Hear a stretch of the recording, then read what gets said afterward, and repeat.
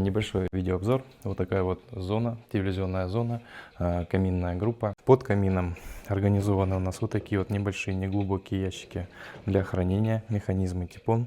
Сами по себе ящики неглубокие, разно, скажем так, калиберные по фасадам, но все равно мелочь, но приятно, что-то мы сможем здесь складировать. Вся центральная часть за телевизором, она у нас, в принципе, априори не могла открываться, и делить на небольшие какие-то фасадики не было никакого смысла и задачи, поэтому вся центральная часть прячет коммуникации и служит как основа для крепления телевизора, ну и скрыть инженерку, все кабели.